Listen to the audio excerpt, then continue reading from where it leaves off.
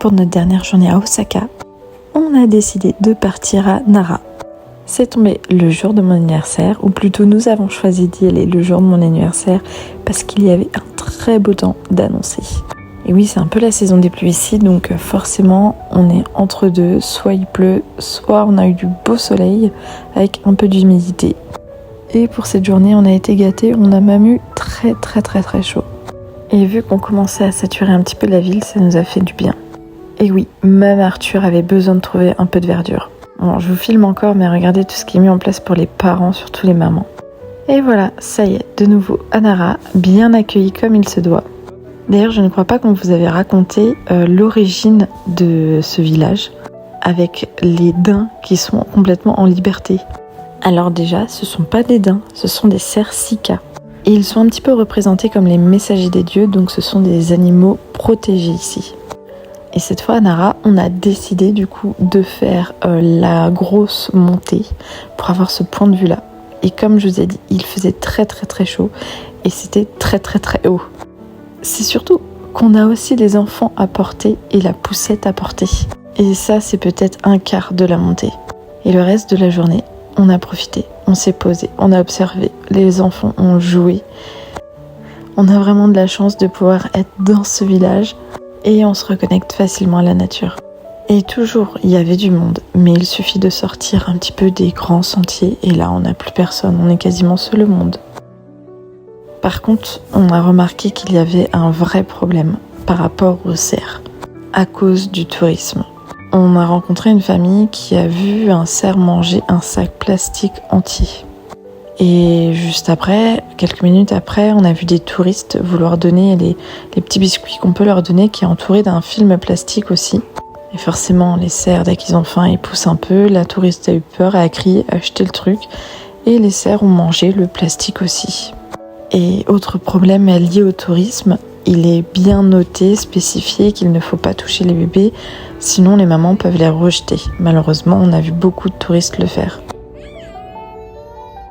Et on a enfin pris le fameux Shinkansen pour aller au mont Fuji. Il faut savoir qu'on a réussi à réaliser un exploit, enfin plutôt Arthur, car je n'avais jamais entendu cette histoire, ou en tout cas personne le faire.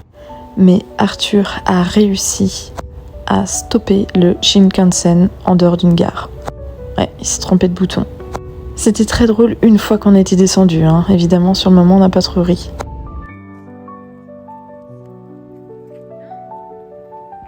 Et voici le fameux Lawson avec le mont Fuji derrière. Vous voyez, on le voit super bien, il est magnifique.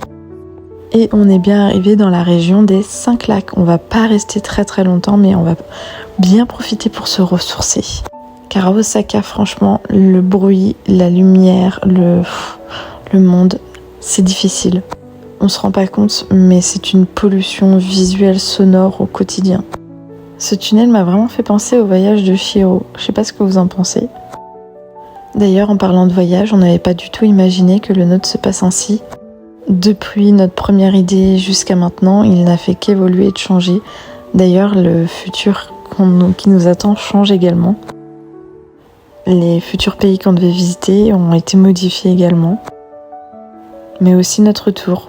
Finalement, il ne se fera pas dans le Finistère. Le Finistère est une région qui est magnifique, vraiment très belle. Que ce soit moi ou Arthur, on avait vraiment trouvé ces paysages incroyables.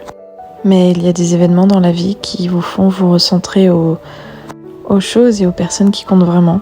Et en ce moment, nos proches vivent une situation très compliquée, très difficile. Donc on a vraiment envie d'être avec eux. Alors de revenir et de partir s'éloigner, s'installer à plus de 3h30 de route, c'était trop dur, trop pour nous. On a revu nos priorités. Peut-être qu'on viendra s'installer en Bretagne plus tard, peut-être pas, peut-être dans un autre pays. Mais pour le moment, c'est notre famille qui compte. Bref, voici notre nouveau logement pour quelques jours. Alors on s'est fait plaisir, oui, mais il n'y avait pas énormément de choix finalement dans ce village.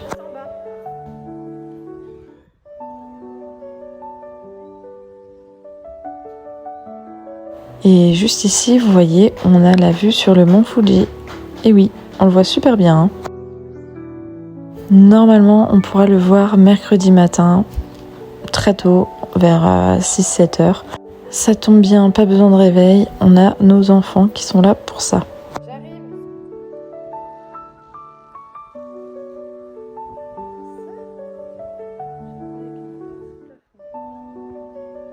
Du coup, on est allé se promener, on est allé à la pagode où il y a une réplique d'un monument qui se trouve à Osaka. Et ici, c'est la rue emblématique où on peut se prendre avec le mont Fuji derrière, qui est très très visible encore une fois.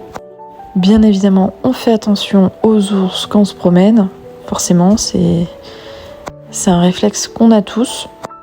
Et voici le monument que je vous parlais tout à l'heure.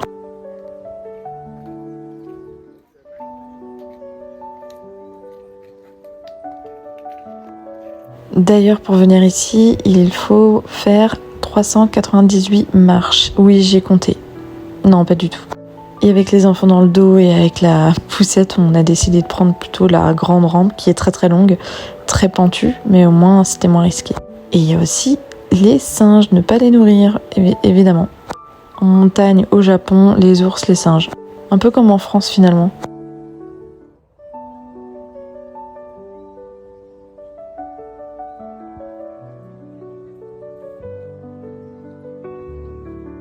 Et voici du coup les marches qu'on n'a pas faites.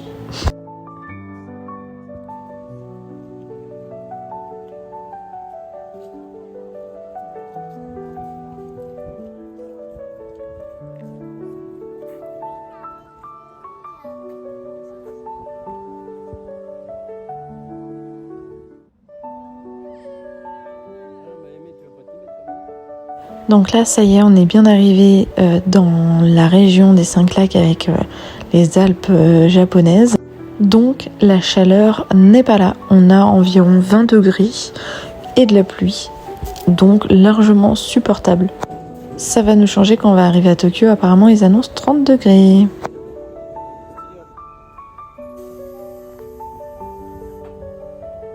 Et oui, Naruto pour toujours, même dans les buts. Regardez-moi ce paysage, c'est magnifique avec les nuages.